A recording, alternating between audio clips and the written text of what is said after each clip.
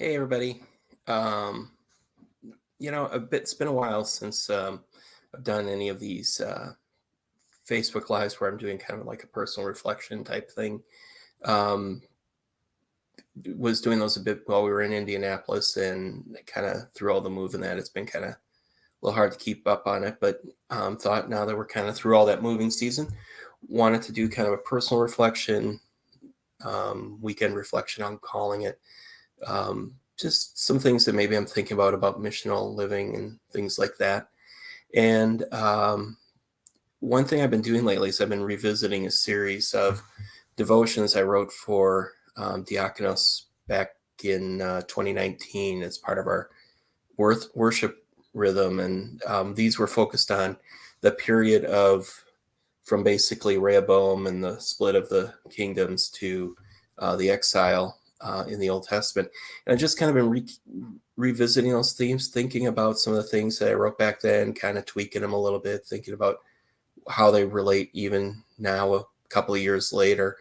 And one scene that really kind of stood out to me as I've been rereading those is I was remembering the scene from Elijah's life where he was feeling really down about what was going on around him. And in fact, he was just had some really cool things happen with, um, you know, the whole thing where he was facing off against the prophets of Baal on Mount Carmel, and he had this kind of showdown where God showed up and consumed a sacrifice on an altar with on top of wood that he had poured water over, and God answered with fire from heaven, and no effort on Elijah's part to start the fire. And then he gets into this time of depression after Jezebel threatens to kill him, and he's sitting alone in a cave, and he's like telling God, I'm the only one left. I'm the only one doing anything, truly following you. And God reminds him and says, hey, wait a minute. There actually are about 7,000 people here in Israel who haven't turned their back on me. You may feel alone, but there are others who haven't turned their back on me. And I was thinking about that kind of, we just came out of election season again, and there was again a lot of talk about Christian nationalism and stuff like that. And, when I look at that period back in the history of Israel, it was really a chaotic period, a lot of craziness going on. And we see a lot of chaos going around us today.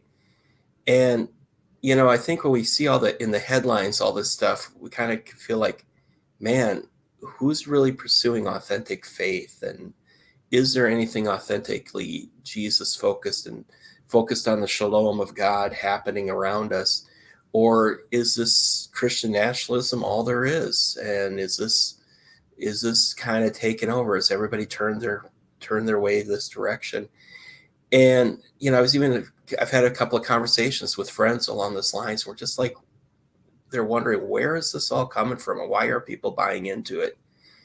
And as a missional practitioner, as somebody who works with missional ministries, who's now leading a small network that is hopefully growing across North America, I tend to look at where are the small faith community, what's happening in the small faith communities, what's happening in the small gatherings of people who are just fully committed to Jesus, and they don't worry about the trends going around, but they're just saying, whatever happens, I want to follow Jesus. And to me, those are the 7,000 that are faithful, that are staying faithful to God's shalom and to the kingdom of God, and not giving in to the kingdoms of political power and the other temptations that many seem to be pursuing.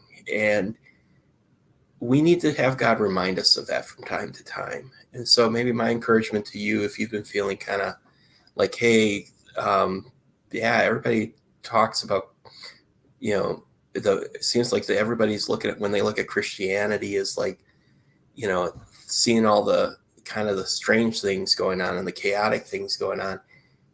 I feel like I'm the only one. Just remember, there are other people out there, and keep seeking God to find those people who are sharing faith authentically and who living out faith authentically, and trust that God will lead you through that and help direct you to those people. So, hey, that's my thought for this weekend. Just wanted to pass along a little encouragement.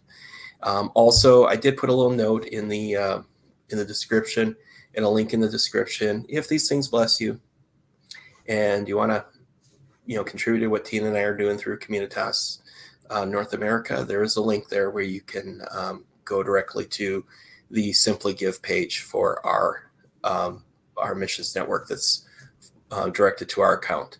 Anyway, everybody have a blessed week ahead. Thanksgiving is coming up, so enjoy Thanksgiving. Bye.